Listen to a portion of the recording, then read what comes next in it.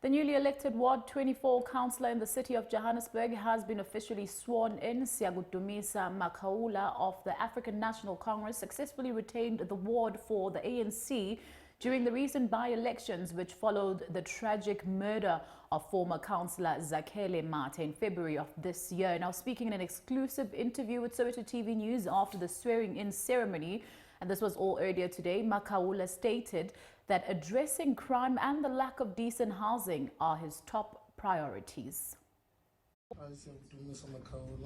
Swear that I'll be faithful. Usefungiswe ngokusemthethweni ukhansela omusha waku-Ward 24 Siyagudumisa Makaula onqobe kukhetho lokuchibiyela.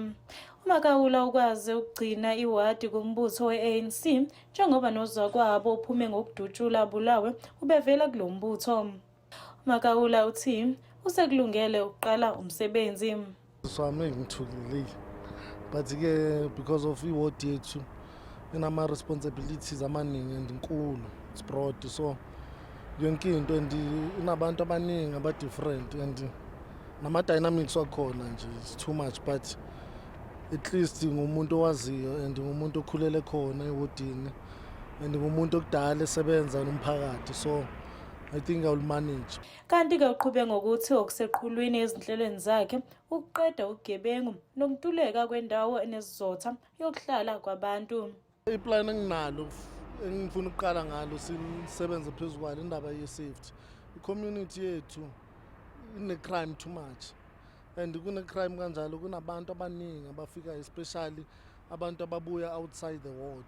Bakhona because of mangathatha ubheka u24 inama squatter camps amaningi. Unemployment rate when it comes to 24 is too much. Even ungaya manje during the week uzobona umphakathi uphuma wonke to show ukuthi abantu bethu abaningi abasebenza and we've got ama projects kithi ekumele sicreate kuwo ilento employment, so I'm working kulonto ukuthi each and every development ezayo ewodi kungabikho i-development ezocontrollwa ama-individuals athize abanye abantu abavaleleke ngaphandle. Manje into engifuna ukuyenza ngifuna ukuthi wonke umuntu osewodini afile entitled, afile ungathi naye lento yenzakalayo uyayideserve. Leli wadi laligaqelwe kakhulu ngamaqembu ezepolitiki lokubalwa phakathi umkhonto wesizwe kanjalo ne-Economic Freedom Fighters njengoba kwahambela ngisho umengameli walo Julius Malema ngaphambi kokhetho. Ezindabeni zeSoweto TV, Nginokulunga Mthembu ngise-Southgate. Let's keep our focus on the very same story where the newly sworn-in Ward 24 councillor Siyagudumisa Makaula has expressed safety concerns, and this is following the murder of the previous councillor Zakhele Mathe, who was gunned down by unknown assailants. Now, in the wake of Mathe's death, another council member, Takalani Mawuta, who served as treasurer, also fell victim to a similar attack a few weeks later. Ukhansela usanda kufungiswa esikhundleni sakhe uSiyagudumisa Makaula uthi ke uzolala ubeyinyoni njengoba esengene kulesi sikhundla kulandela indlela okwadlula ngayo emhlabeni uzakwabo okuyena angene esicathulweni zakhe. Uthi ke ukuphepha kuyingcosana ikakhulukazi njengoba kungaziwa namanje isizathu sokubulawa kwekhansela uMathe ngoNhlolanja.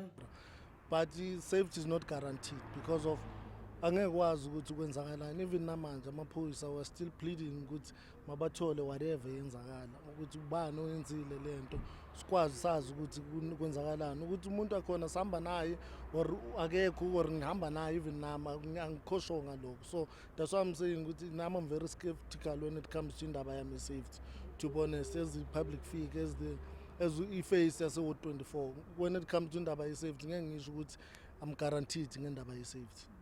Icala lokubulawa likaMathe lisaqhubeka namanje njengoba abakwaZidlodlo bagcine betholwe yodwa umsolwa, kanti kusathulakele kwelokubulawa kaTakalani Mawuta owayengumgcini mafa khona endaweni eyodwa. Ezindabeni zeSoweto TV, Nginokulunga Mthembu ngise-South